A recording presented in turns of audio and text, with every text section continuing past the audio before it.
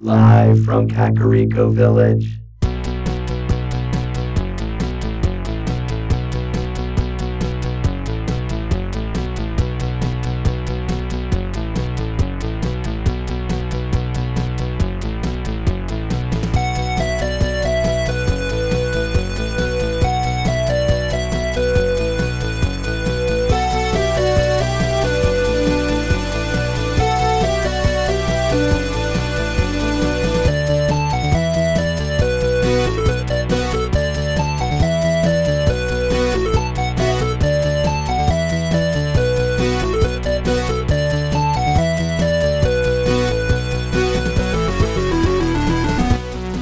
Broadcast throughout the Retroverse, transmitted to the real world via a maze of wires connecting a Super Nintendo to a Wii, to a Wi-Fi network, and finally to the Internet.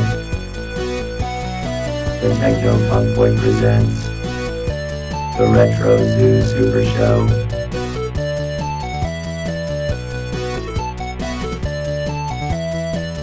Now here are your hosts, Kai and Steven.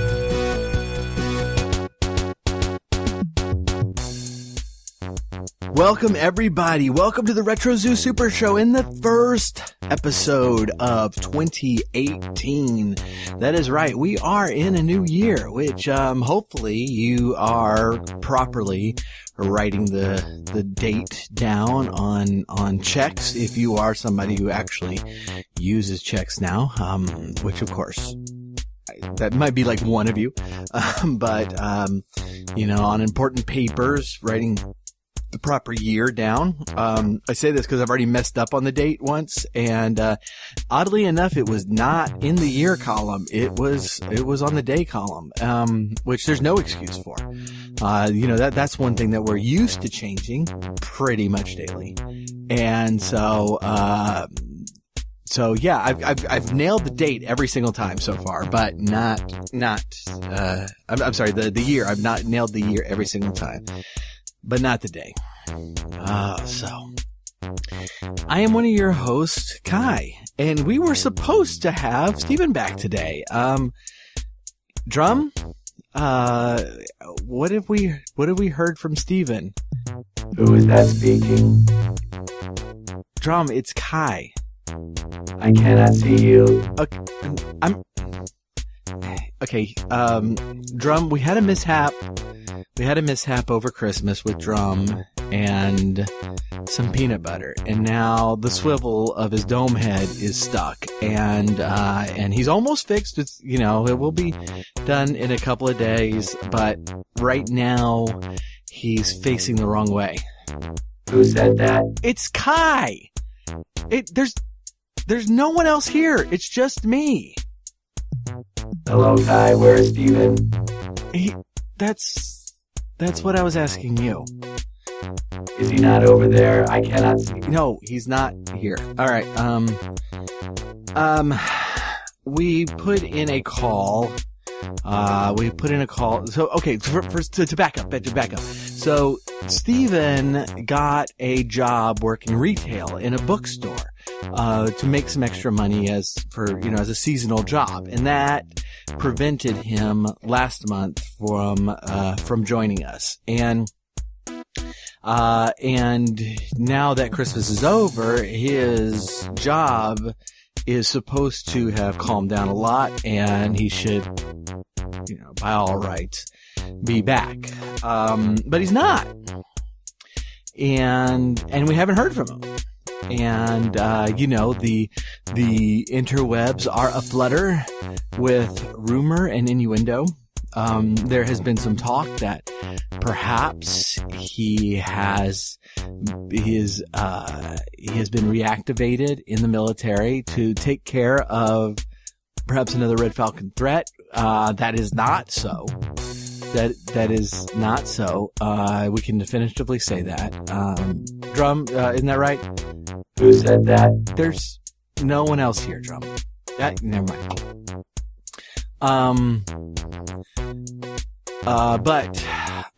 But we have not heard back from him, and so we were a little worried this morning. I called into his job and left a message for his manager is what I meant to say, trying to ascertain his whereabouts.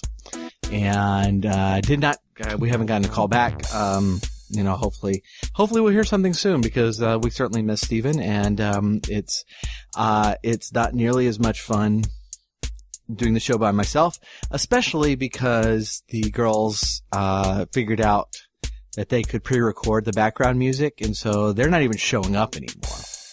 And Drum is looking the wrong way. And so yeah, it's been a little rough. But we do have a good show for you today. I'm just wrapping up playthrough of Final Fantasy XII. Now, a couple of things to note on this is, first of all, this is the original version of Final Fantasy XII that came out on the PS2, not the HD remake on the PS4. And it's also notable because I'm going to be talking about this today, and it distinctly does not fit my definition of retro. It's, a couple of generations too late for that. But I don't know. I guess the rules really only. It's my show. Okay, it's my show. If I don't want the rules to apply today, they're not going to apply today, and that's just the way it's going to be.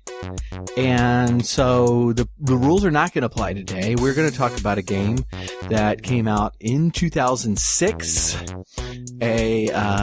Obviously in the line of the mega popular Final Fantasy games, of which we are great fans here on the show. And so that, hey, Drum? Yes, Kai? Someone's calling. I see no evidence of that. That's because you can't see the board. All right, let me just hit this. Okay, so thank you for calling. You are on the air. Who am I speaking to? This is Sergeant Kolunami. I am returning a call from a K. Oh, that's Kai? It says K. Okay, well, I'm Kai. What can I do for you? Yes, I was returning your call. This was in regards to a subordinate of mine, a certain Stephen Lanier.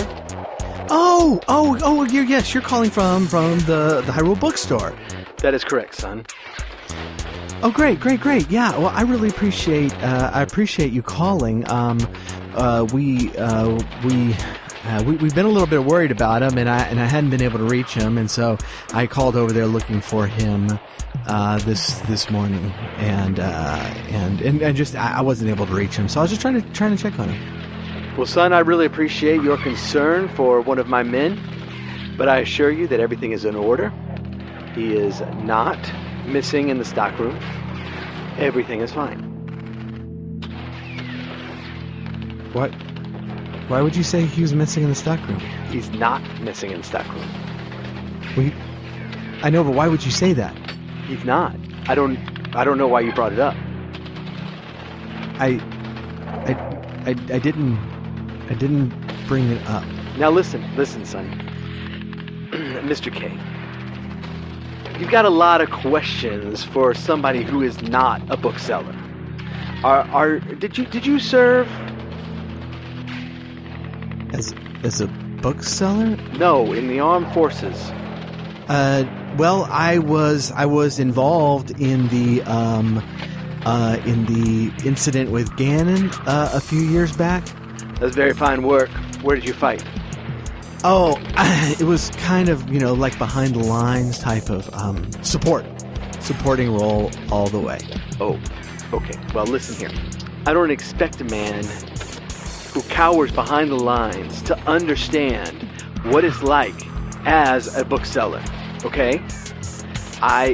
You don't know what it means at Christmas time to put your life on the line.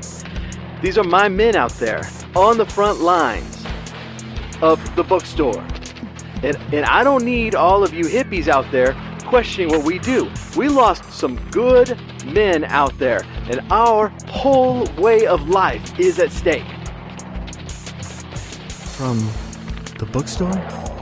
Are you underestimating the importance of reading? Now listen here. What do you shave with, son? A bowl of milk and an angry cat? I don't. I'm an elf, and we're not able to grow beards.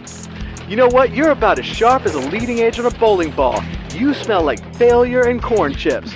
Now listen here. We are working very hard out here protecting this retroverse from from illiteracy. And we don't need some self-righteous friends calling up and demanding to know things that they aren't even involved with, that they don't need to worry about. You go on and live your soft and fluffy life, where you're sleeping till noon, where you're playing your little guitar and singing your little song. We'll take care of the hard work. We'll make this world safe for freedom and reading.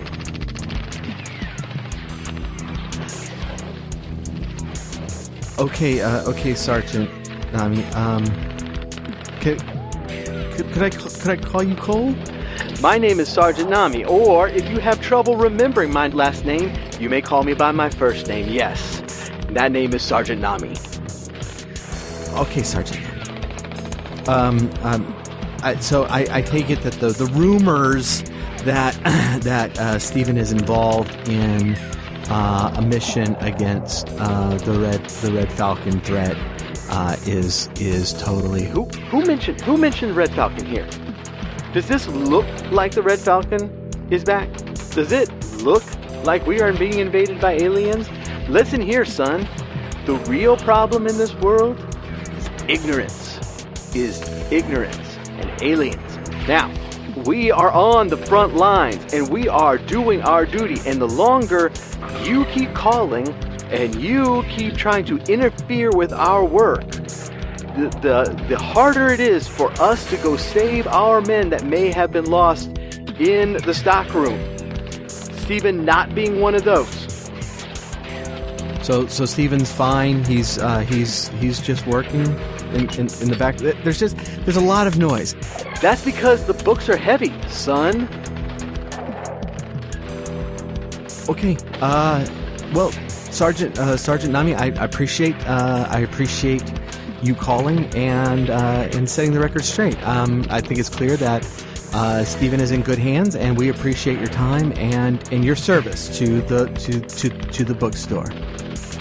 Well, I appreciate your time too, son. And if you ever decide that you need to grow a backbone, you come talk to me.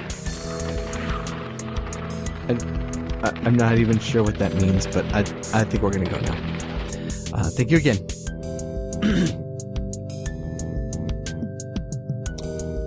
Stephen is just hard at work. All right, we're going to move along there. As I was saying, Final Fantasy XII. This was a game that was released in 2006 on the PlayStation 2. It was the last of the 3 PlayStation 2 games that came out, and I gotta tell you, the PlayStation 2 era was, I thought, a Final Fantasy, I thought was fun, because typically we were getting 3 games per system for Final Fantasy. So 1 through 3 is on the NES, 4 through 6 on the SNES, 7 through 9 on the PlayStation. And I got hooked into Final Fantasy in really the SNES era, and that remains my favorite era. My top my top Final Fantasy games, the top 5 will, I think, definitely include the three NES, SNES entries. Just for sake of ranking, 6 is my favorite of the series, and probably 4 is right after that. And so, that was kind of my bread and butter when it came to Final Fantasy. I very much enjoyed the PlayStation era. I enjoyed the NES era less. I think they were generally really good games. At least 1 and 3 were. They're very, very good games, but they just weren't as developed as you would hope. And the SNES era really started showing a golden age for Square as a developer and publisher, and they were just coming out with the best games in the SNES era, and the 3 Final Fantasies are included on that list for sure. When we start getting into the PlayStation 2 era, Final Fantasy X is actually, I really enjoyed it. I really did enjoy it. And I think it has one of the most emotional endings of the series that really just come to just an amazing conclusion, and rips your heart out in the meantime. No spoilers on that. I won't go into that. But if you haven't played it, just get ready. Okay. 11, I saw some. I didn't really play it. I'm not going to be able to speak with authority that much on it. I did play some X2 and Final Fantasy X too. And, I seriously disliked that game.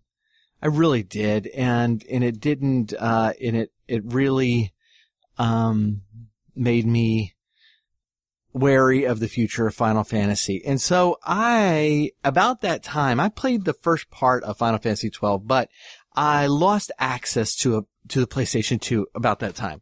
And so it wasn't until the last few years that I actually got a PlayStation 2. For those who know me, you know that I'm consistently 2 generations behind on consoles. And so when they came out, when I finally got it, Final Fantasy XII was one of the first games I played, and I actually set it aside a couple of times for long periods of time. And I'm going to get into why I did that. But by the end of this game, I am convinced that this is one of the best Final Fantasy games of all time. And that is quite saying a lot. Most of Final Fantasy games are very, very good. And, but I'm going to get into a little bit about what I enjoyed. I'm also going to say that it's an exceedingly flawed game. And when I say exceedingly flawed game, I don't mean that there's a glitch or two. I think there's whole systems in the games that just ultimately don't work. I know what they're trying to do, but they don't accomplish it. And so it is a flawed game that I would rank very highly. And this is not without precedent. I mean, for those of you who played like Secret of Mana on the SNES, also considered one of the greatest games of all time, but it is severely flawed. There are whole sections of the game that are quite literally missing that we've talked about a little bit on previous episodes. But, the short version is they started developing this game for the SNES PlayStation, which was going to be a CD-ROM add-on to the SNES. And, it was going to make this massive, extra storage.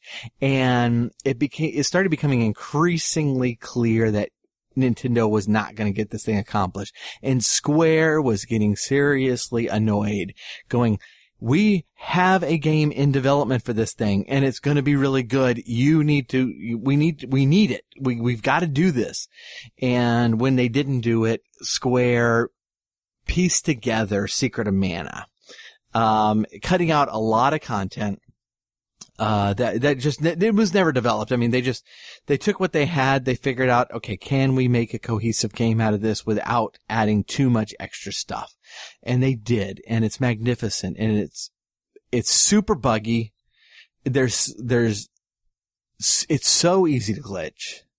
There are systems that are just too cumbersome. But it's a magnificent game. And so I say all that to say that there's a category in my head for a game that is severely flawed, but also just really wonderful. And that's ultimately where this game is going to land in my mind. And so I want to discuss the game a little bit. And the first thing that we've got to discuss is why I gave up on this game a couple of times. And that's going to touch on what I think is the biggest flaw of the game. So there is a storytelling technique that we actually saw in the original Star Wars trilogy. And this was actually picked up by George Lucas from A Hidden Fortress, which is this older Kurosawa film in which these two kind of comedic relief characters, that kind of bumbling idiot characters, are following around this great warrior and witnessing the events that transpire. And so these two bumbling idiots become the narrators of the whole story. And that's kind of, I mean, in film, it's tough to do narrators without like overdubbing dialogue. And if you've seen Kurosawa, he's not overly fond of dialogue. He actually likes visual storytelling much better. And so without kind of overdubbing the like this narration at the beginning and in between scenes or something, it's tough to to have that kind of point of view come across. Everything in film tends toward being, what's called kind of the third person, point of view. So first person is that what I am seeing is what is being reported on. Like, so in a book, first person is when one of the characters is the narrator using the term I. So then I went this place and, Frank and I, witnessed this thing and this is what happened at the thing. So that's first person. And we get that, that term carries over into gaming in first person shooters or first person perspective. And that's when you are like seeing through the eyes of a certain character. So we see this a lot in shooters. So then we jump over to third person. And third person is when the narrator is not a character in the story. And the narrator's either going to have a limited understanding, third person limited, or third person omniscient, which is narrator knows everything. And these also translate into gaming. So like when you have third person over the shoulder, so you kind of still have the view of the first person, but you're not inside the person. You're behind the person, looking over the person's shoulder, over their head, or something like that. And so you're seeing from their point of view, but you're still outside of the person. Or you can have much more of an overhead or side view, a view of things. All of this is really hard to put across in film. And so films tend to be just third person. And whenever you get you might get segments of first person where you're seeing through the eyes of someone, but those are few and far between. And so the experiment here is to have the action kind of being told from the point of view of these two characters. It's still technically third person. But the only thing you're seeing is what they're seeing. And so George Lucas carries this technique over into the original Star Wars film. And in the original trilogy, and it's almost done flawlessly throughout the original trilogy. What you are seeing is what the droids witness. Okay? So normally, if there's not a droid there, you don't see it. Now, there are some exceptions in the original trilogy, but I don't think there's an exception in A New Hope. And there might not even be one in Empire. But I might be mistaken there. But he's pulling that from Kurosawa, directly, in the film A Hidden Fortress. And so the droids become our narrators. They are the ones that are recording the story for us. And most of the time they're together, but sometimes they do split up. And so R2 will witness what Luke is up to while 3PO is witnessing what Han and Leia are up to, or whatever the situation might be. But that's typically what's going on there. Now, Final Fantasy XII is actually trying to do the same thing. Okay. They have these two characters at the beginning. The first one they set up to be the main character, and his name is Vaughn. And Vaughn is this young, pickpocket, errand boy punk in a poor town, a very large but generally poor town, that's being controlled by this empire. And his friend is Penelo, who's kind of it's kind of the same age, and she's, not as much of a thief, but is still kind of working, odd jobs here or there just to make ends meet because their families have all been, brutally murdered by the Empire. And so you start the game thinking that Vaughn is the hero, and this is Vaughn's story. And the problem is that Vaughn is exceedingly irritating and worthless. And Vaughn is the most annoying character in the game. And Penelo is a very close second. And so the first several hours of the game are really kind of brutal because you're playing this character that you don't like. And who makes bad decisions and is annoying. And so I'm sitting here playing it in the first few hours going, oh my goodness, this is not very good. And there's not also a lot that you can do yet. And so the battle system is not, at the beginning, is not that great.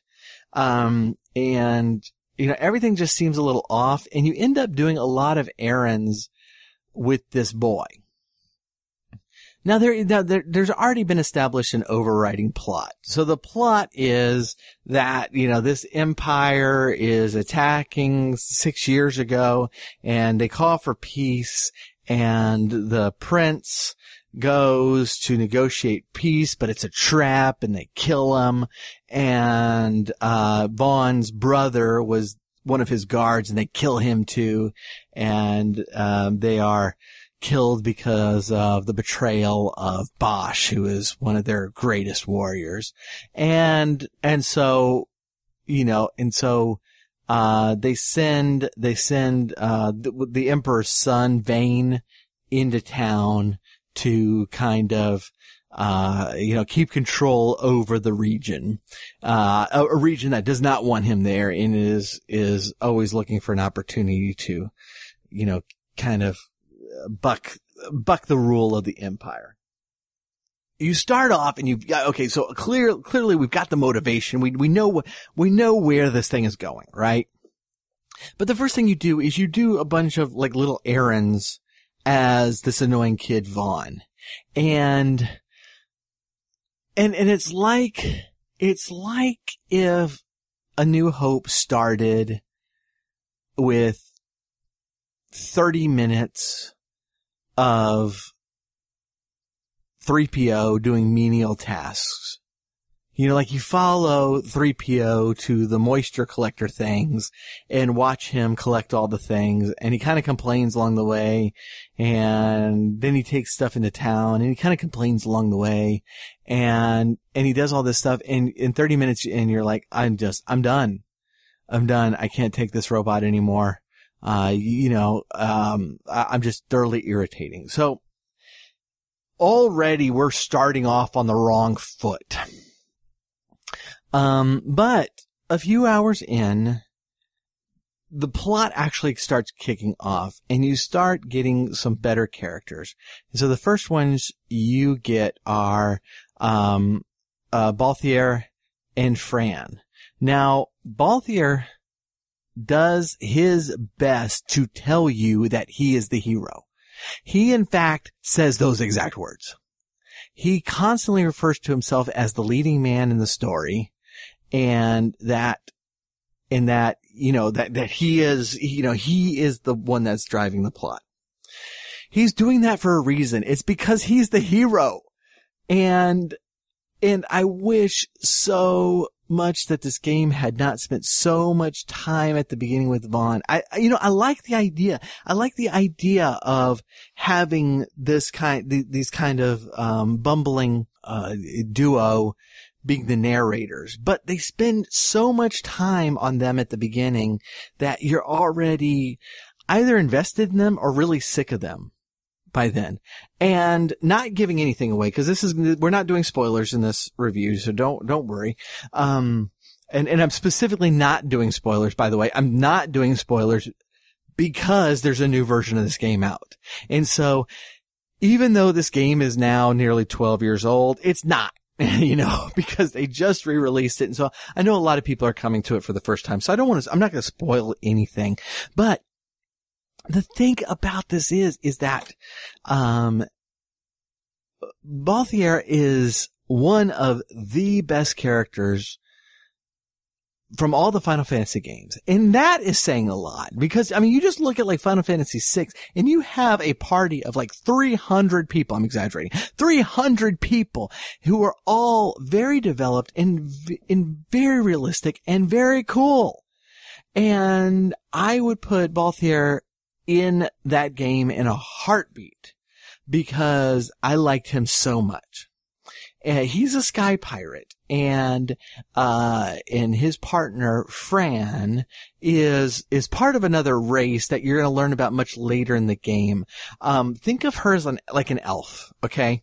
They're not technically elves, but they live in the woods, they live in trees, they're very elf-like. The other two characters that you're going to get are Ash and Bosch, who I mentioned earlier is the traitor. He's not really a traitor, but I'll let you figure that out. So you have your party, and there's 6 people in this party, and I tell you what, 4 of those people have these amazing story arcs, amazing character developments. And the 2 that don't are, you guessed it, Bon and Pinello. Why? Because that's their role. It's like 3PO and R2. Did they have character development? No. They're the droids. They're the narrators. They're just witnesses to these great things that are happening around them. Vaughn and Pinello are just witnesses of these great things that are happening around them. And so as I'm getting really plugged in to the other characters and seeing them grow and seeing them do these great things, I'm getting more and more invested in the game. And so I departed for a while out of irritation of Vaughn, and I came back, but there was still one more obstacle that I needed to overcome to really, really love this game.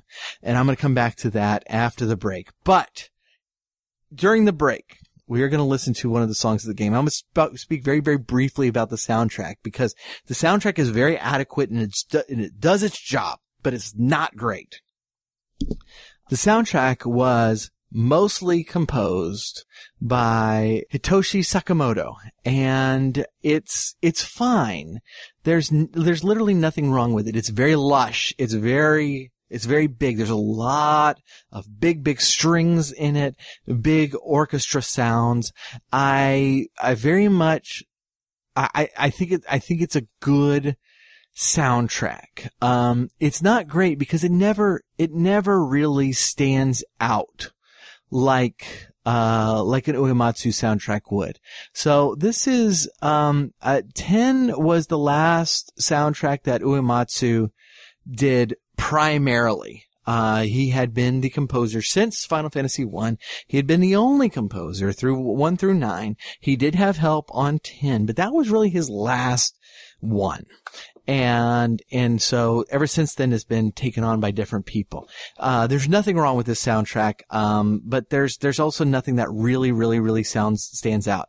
And so this is the kind of soundtrack that you would put on in the background, while you're doing things around the house, while you're driving, and very much enjoy it. But you're not going to just sit there in awe of it. But I am going to play one of my favorite pieces, the Sky City of Bujerba, that first of all, it has the feel of the game. You're going to hear the strings and the flutes, and the sound is really good and really big, and it's very interesting like that. Despite the fact that, he's using very, common instruments, especially the big strings, the orchestra sound. He does get a pretty good, sense of mystery, of something being a little bit exotic. There is this string in this game that you're not quite sure what this world is based on. It takes elements from a lot of cool stuff that is not what we normally think of. Like, a typical fantasy game, is very much inspired by the knights and castles of medieval Europe or stuff like that. But the influences of this game are pulling from the Middle East, from Spain, from India. And so it has a very, Mediterranean, Mideast, Far East element to it that is very cool and very distinct. And we're going to talk about setting a little bit later. But you get that sense in, first of all, the names of the towns and stuff, but also in the music itself. So the Sky City of Bujerba, we're going to hear that right after the break, and then we are going to jump back into this game and figure out what that next obstacle was for me to love this game. Hey Drum, did you know that the Techno Funk Boy isn't just a group of podcast hosts that live inside a Super Nintendo? Really? That's right, we're also a band. Tell me more. We're a retro gaming inspired band that plays covers of classic video game themes, original game music, and other music in the style of classic games. That sounds great. Yeah, and you can find our first full-length album on iTunes, Amazon, and CD Baby. It's called the Final Fantasy Mixes, and it's an EDM tribute to some of Uematsu's best musical themes. Check the episode notes for links or go to Techno Funk Boy to learn more. Techno Funk Boy sounds like the greatest band that has ever existed. I programmed him to say that. I'm back.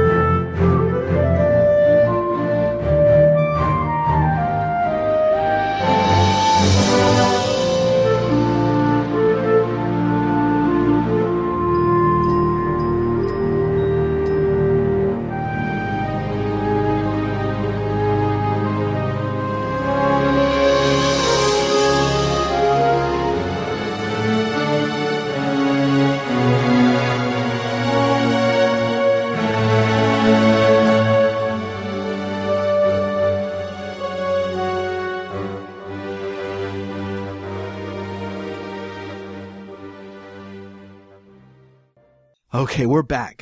Goodness, I love that tune. That definitely is one of my favorites of the game. You spend quite a bit of time in Bjerba, and so you end up hearing that song quite a bit. You spend a lot of time in a lot of areas in this game, and it's one of the things I really like. There's a good history to this game.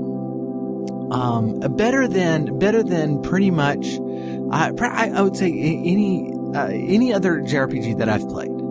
And that's taking out a lot because, like I said, I'm 2 systems behind on everything, but just the thought and the depth that goes into this game, I really like. So the first thing that is notable is that this is connected to another Final Fantasy game. This takes place in a land called Ivalice. And it was the same setting as Final Fantasy Tactics on the PlayStation, which is actually one of the best Final Fantasy games. It's really, really good. This creator, Yasumi Masuna, came to Square. He had done the Ogre Battle game, the Tactics Ogre game, which had a lot of this kind of depth and history to it. And so when he came to Square, he dove right in with Final Fantasy Tactics. That is a game that has a lot of strategy, a lot of history, and a lot of moving pieces. Story-wise, it is probably the most complicated Final Fantasy game to that point. So there's a lot of elements going on in Tactics, and there's there's the kingdoms, there's the royal families, and the members of the royal families have different motivations and different ideas, and the church is being corrupted by this outside force that we'll talk about when we talk about Tactics one day. And then your character has a motivation and a history, and this land has a history, and it is extremely complicated with a lot of different characters doing different things with different motivations, and that's landing them in different places. And 12 has the same sort of history. Now, this takes place quite a bit earlier in Ivalice's history than Tactics does. But there is a long history before 12 that you get hints of, and a lot of it is just in the visual storytelling that you're never quite sure exactly what happened. As you're walking through the ruins of ancient civilizations, you know about battles that have happened in the past, but you don't know exactly what happened here, and the game never tells you. And it's like just walking through a very historical land that has seen a lot of historical events and battles and bloodshed. And there's no tour guide to tell you exactly what happened there. But you know something did. You know something was here, and that something was big and powerful, but they're gone now. And so it's really cool. I found that stuff really interesting. It is a very, very big world. Now, I mean, you can, there are big worlds. Okay, it's like Final Fantasy X is a very big world, but it's on such a strict path that it's just point A to point B type of thing. You don't ever get a sense that this is a real functioning world.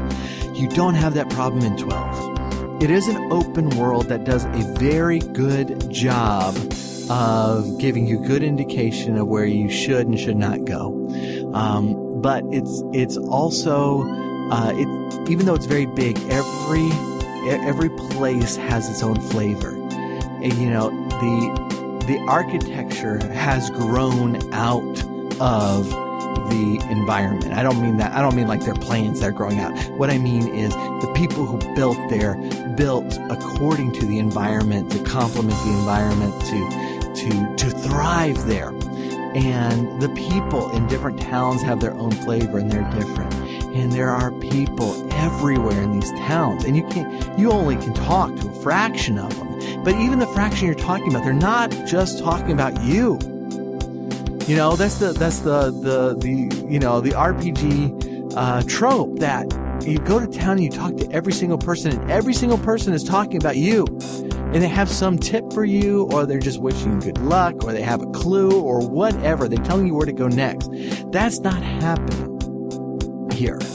And you get the sense as you go place to place that these are working communities, that these cultures were just built up during a day. They were thought through, and the people are this way because of a reason. And it's because of their fathers and their fathers' fathers and their fathers' fathers' fathers, and what has happened over the years that has made this group like they are, and how would they react in other certain circumstances. And it's fantastic. It's also very, very complicated. It's not obvious through most of the game that you are like able to single-handedly stand up to the enemy. And in fact, not really giving anything away, but you can't. Up until the end, you have help, right? So this is an important story and a key story in the overall plot. But there are many moving parts in this game, and I think it's fantastic because of that. It's complicated. You got to pay attention. So I was just thriving on this stuff. But that was only part of the game. The other part of the game was combat.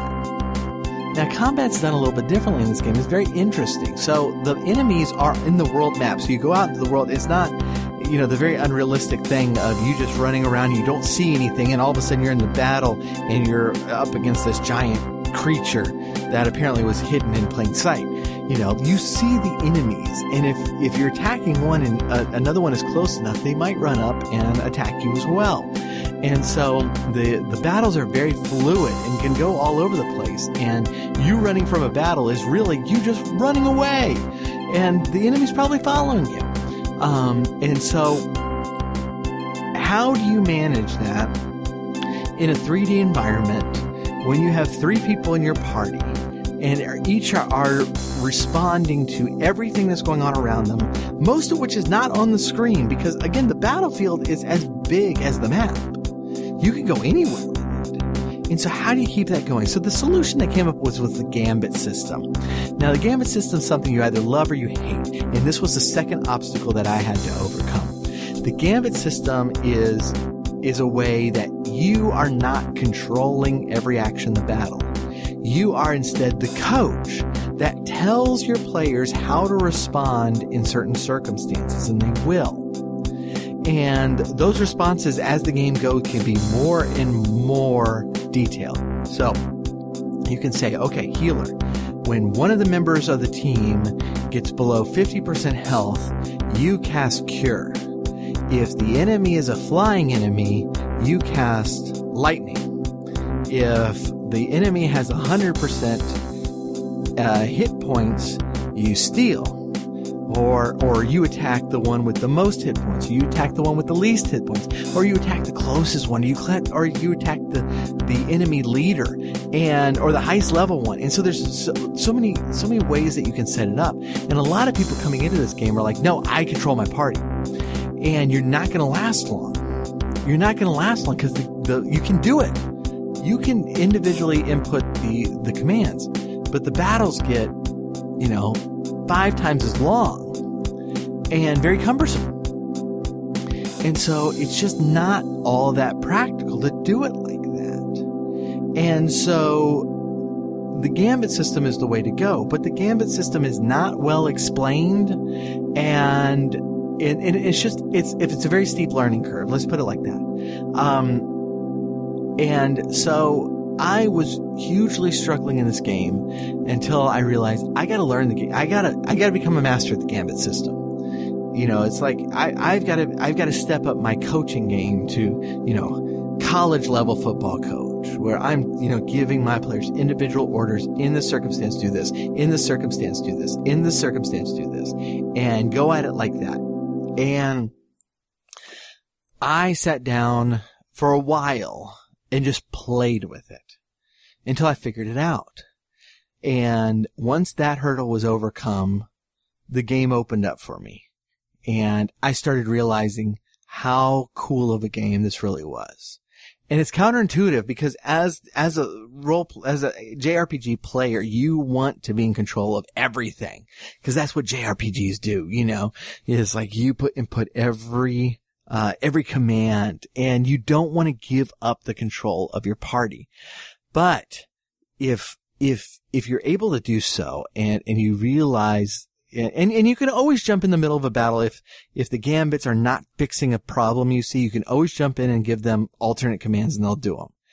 But the gambit system is a way to make the battles bigger and much more complicated without straining the player's ability to keep up. And so letting out, just carefully watching very large battles progress was very cool once you learned how to get that set up and do it. And so once that happened, I was able to, I was already enjoying the plot. I was already enjoying the characters besides Vaughn and Penella, the stupid droids. But I was already enjoying the environment, this just rich environment. But this let me enjoy the battle system, and that became the trifecta. That actually I think I listed 4 points. So that's not a trifecta. Is fourfecta? I don't think it is. But that was the missing ingredient. And I started to just truly enjoy, and love playing this game. And so there's a lot more stuff that I could talk about. Look, there are problems with it. To this day, I am nearly done with this game. Like, I am on the doorstep of the last battle. And I do not understand the quickening system. Like, I really need to start watching some YouTube videos explaining how I'm supposed to do this. Cause it's supposed to be like this massive attack where all three characters attack at once, and it can completely drain your MP, but it's supposed to be mega, powerful. And it ends up, doing like 1,500 damage when my sword does 2,000. And so it's like, I'm doing something wrong. I'm clearly doing something wrong.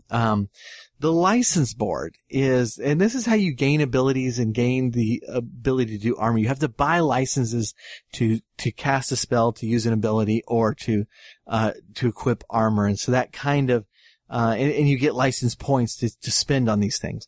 And I think that was a take on the sphere system from Final Fantasy X, where, you use your ability points to, master these spheres, but there's a sphere map that you have to go along, and to get to certain abilities, you have to master others or skip others, and you have to pick your paths and stuff. I think this was an effort to do that, but it was just, it did not really work that well, and it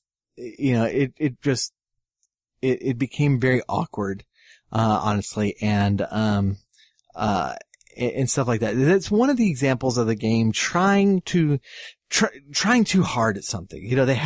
They were trying to implement this idea where, you have to buy the armor and then use ability points to train to use that armor at the same time. But it just didn't make sense, and it didn't work, I mean, it made sense in the fact that you can, you see the board and you can pick where you're going. It just didn't make sense story-wise that, you have to buy along these paths and stuff, whereas the Final Fantasy X, sphere map was much better in that regard. The Esper things, the summon monsters, there's one really cool thing about it in that, it's a flavor of it, that they've all got something dark to them. All of them. It's like, you're used to, like, they're just like the elemental summon monsters being just kind of elementally, but then there's like a dark one and a holy one and stuff like that. There's a tinge of darkness to all of them. And there's a story reason for that. And it's very cool. And I love that they did that. I find that kind of stuff fascinating. But the summon monster itself is, I've literally cast summon twice. It's something I need to learn how to do better because I just wasn't that impressed with it. The second time was because I had to do it to get through a certain map. Like the game requires you to summon this monster to open up the way. And that's the only reason I did it. And so before the end, I really should sit down and learn how to do quickenings better and learn to do those summons better. The hunt, there's a hunt system in it that, you go to a board and there are like people like offering money for you to kill some monster or find something or something like that. And it's a very, it's a cool way to do side quests, but it's also very complicated to do because you've got to go to the board, get the notice, go find the person who posted the notice, then go to the monster and then go back to the person who posted the notice. And so a lot of times it's like, you're spending a lot of time finding the person and then also finding the monster. And sometimes it's very complicated, the circumstances that the monster comes out. And then there's a hunt club where you get points to it. And so all of it becomes just way too complicated for side quests. And so it's stuff like that's dragging the game down. It's not like, oh, we just did a poor job programming this. No, we had a cool idea that we made too complicated. And that's not look, if you're going to have flaws in a game, that's the better one to have. Not that, this game, between a sloppy game and another one that has great ideas that were just overthought, overthought is probably a lot better. And that's definitely the case with Final Fantasy XII. And so I'm really looking forward to playing the updated HD remake of it. I'm curious to find out if kind of those problems of the game were solved. And if so, how?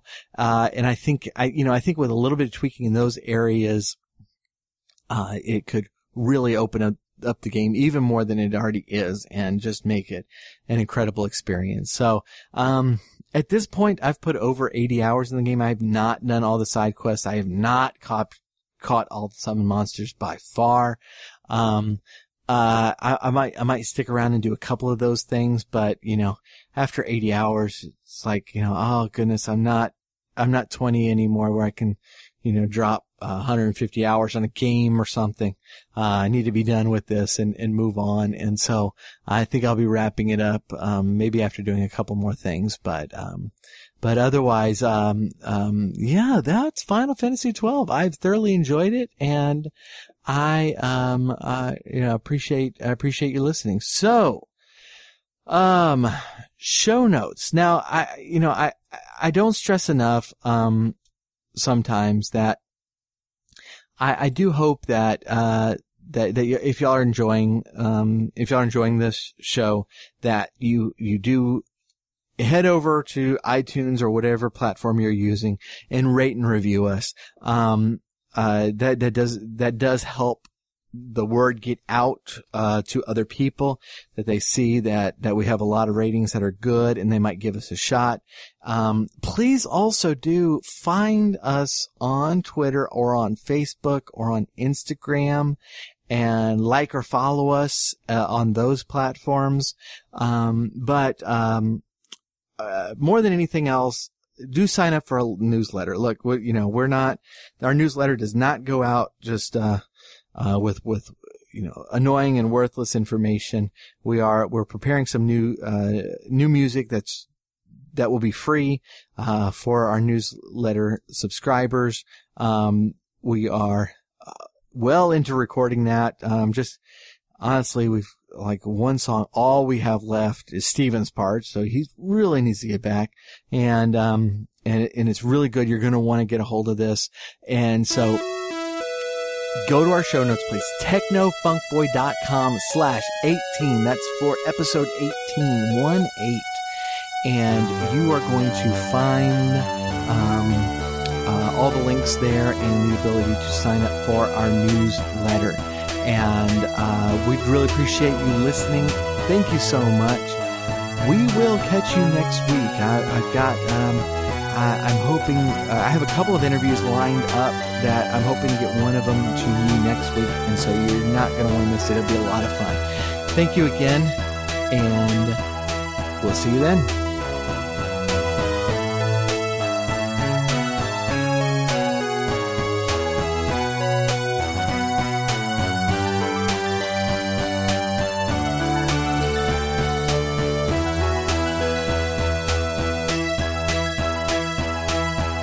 The Retro Zoo Super Show is brought to you by the Techno Funk Boy.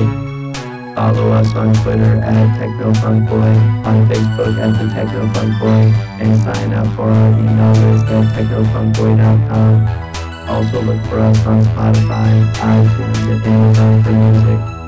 If you are so inclined, please leave us a 5-star rating and review on your favorite podcast catcher. If you are not so inclined, you are obviously some sort of villain trying to conquer the world.